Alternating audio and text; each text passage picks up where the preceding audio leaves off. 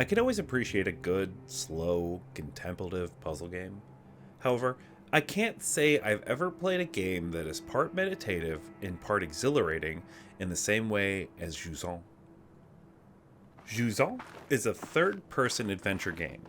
In it, you play as a person determined to climb a tower of rock that extends into the sky. You're not really given too much of a reason why you're climbing this rock face besides because it's there, at least at first. Jusant tells its story through clues you discover in a civilization that lived in a tower, but left after the rain stopped and all the water started to go away. You aren't ever told why you need to climb, besides there's no other way than up. Along with you on the climb to the top is a cute little blue water creature called a ballast. This little guy does more than just look adorable. You can use it to highlight secrets or points of interest in the environment to discover. You can even use your ballast to interact with the environment. For example, it can revive plants, creating handholds that allow you to climb to areas you couldn't access before. While most games just have players press a button to grab a ledge and then press up to climb, Jusant has mechanics that are a little more involved than that. Each trigger on the controller acts as each hand. You pull the trigger, and that hand grabs the nearest handhold, and vice versa.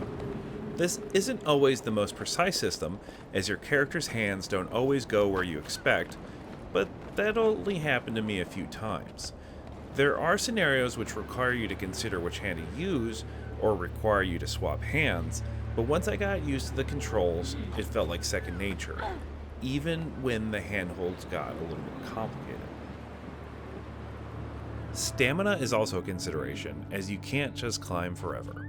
However, running out of stamina isn't a death sentence, because you're always clipped into a safety device, whether it's a piton you place yourself, or a designated safe zone in the rock.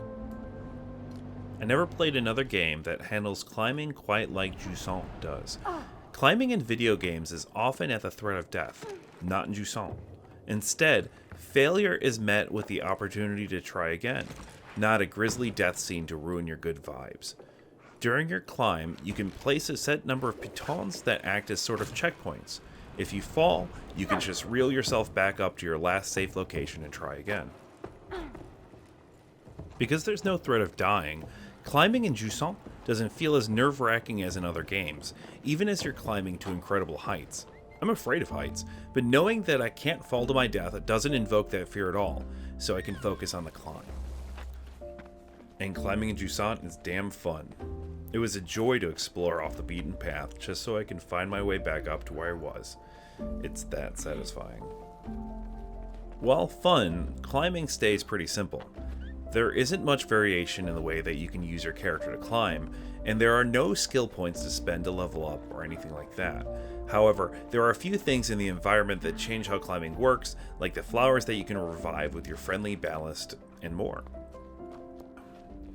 Jusant is fantastic from beginning to end, but it does have some issues. My biggest complaint about Jusant revolves around its end. I don't want to spoil too much, and while I thought the very end was absolutely beautiful, the conclusion with the mountain itself is a bit anticlimactic. Okay, sorry, I really wanted to throw that in there. But there are other little things about Jusant that stop it from being a perfect game. While I appreciate the semi-novel climbing mechanics, they ultimately felt unnecessary.